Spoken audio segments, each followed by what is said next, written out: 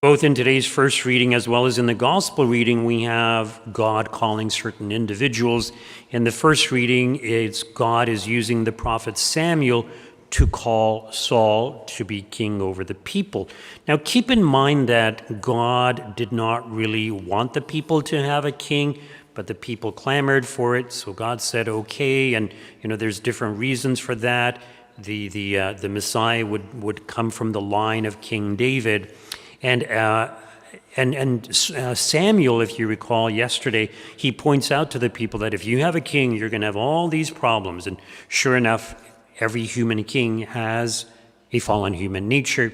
There's going to be problems associated with it. But the type of king that is chosen, Saul, he's taller than everyone else, and he's very handsome. It's the kind of ideal person that we would normally pick, and God is allowing them to pick this type of person. But as we know, he wasn't always obedient to God. And not only that, he becomes jealous of David, so much so that he wants to kill David, even to the point of pursuing him and just trying to hunt him down. So he ends up being a bad king. Saul does anyways.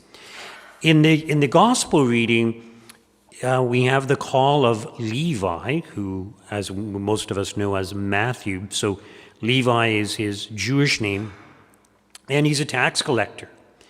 And, why would our Lord pick a tax collector? So a tax collector was someone who was basically working for the Romans, working for the enemy, basically supporting the oppression of the Jewish people, which is terrible. And not only that, most tax collectors charged extra, and they would pocket the extra themselves. So he's stealing from the Jewish people also. So he's seen as a terrible person. He's rejected by everyone in society. He's not allowed to go to the synagogue, basically. And so he associates with other sinners. As we see at the dinner, there's other tax collectors and other sinners also. And when you associate with them, you end up committing the same types of sins that they do. So not only was he a tax collector, he was a sinner. We could say he was a big sinner. And it's so unusual, such an unexpected choice that our Lord would call Levi. So, the Pharisees grumble, oh, he's eating with tax collectors and sinners, but he's calling them. But in particular, he's calling Levi to be not just a disciple, but to be an apostle, to be one of the 12, one of those closest to our Lord. And this is astounding. This is incredible. So why would our Lord call someone like that? So according to human standards, we would never select someone like that. Someone who's basically the enemy. Someone who, by his way of life, is opposed to everything that you want to promote. But our Lord is showing that people can be converted, that people can change. But our Lord is also showing that each person has a potential for good.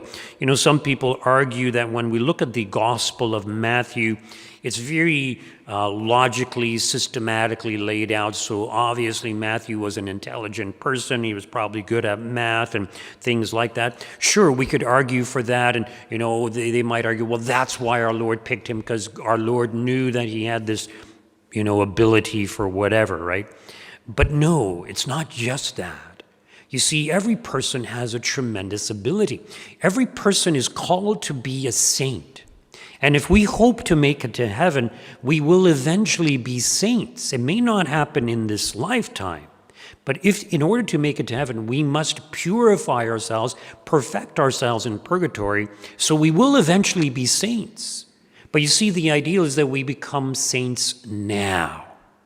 And so God calls us now. He's calling us to change our life, to leave our sinful, corrupt ways behind, to follow our Lord more fully, kind of like Matthew. In other words, our Lord sees the potential in every human being. You know, we tend to make excuses. Oh, I'm not smart enough. I can't follow our Lord, or I can't, proclaim the faith or debate people about the faith. I can't evangelize, or I'm a big sinner. God would never call me.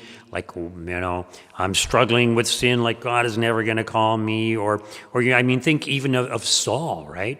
Saul was someone who was adamantly opposed to Christianity. He thought he knew it all. He was so intelligent. He thought he was so wise and understanding. But of course, he was wrong. God converted him. So no matter where we think we are, God is calling us. And God can transform us, and each one of us has this potential for greatness, to be a saint. You don't have to be smart like Saul was, or like Levi. It doesn't matter. We can all be holy. And this is the most important thing. And not only that, but understanding this, we need to apply it to others. Because sometimes we see a great sinner. We might see a homeless person, and we think, oh, there's no hope for that person when it comes to the spiritual life. Not true. Because God is calling every individual, including that homeless person, or the person who has mental problems or whatever, or the person who's a great sinner, the person who might even be Satanist. I mean, there are Satanists who have converted. Blessed Bartolo Longo, I think he was declared a saint very recently, but yeah, he was a Satanist. He was totally opposed to Christianity, but he was converted, and now he's a great saint. And he was a very ardent promoter of the rosary also. So it just goes to show it doesn't matter where anyone is. They have the potential to be a great follower of God. And we too must see that potential in every human being. And we should remind ourselves that in the same way that God made use of Levi and the other apostles who were uneducated, a lot of them, just simple fishermen, God can use us also. And so we have this potential to plant the seed of God into the hearts and minds of others, and hopefully God will convert them. I mean, think of St. Augustine, right? For so long, he resisted, and he was a great sinner also, but he converted. And he became a great saint, a doctor of the church. He even became a bishop. So God can do anything, and so we must trust in God, and we should pray for those around us, but we should also strive to evangelize. Just a couple of announcements. We have the patrician meeting today. So the topic, if I recall, is St. Louis Marie de Montfort. So talking about the saints, the significance of St. Louis Marie de Montfort, especially for our modern times. So it will be in the parish hall starting at 10:30, lasting till about 12:30. Light refreshments and snacks will also be available.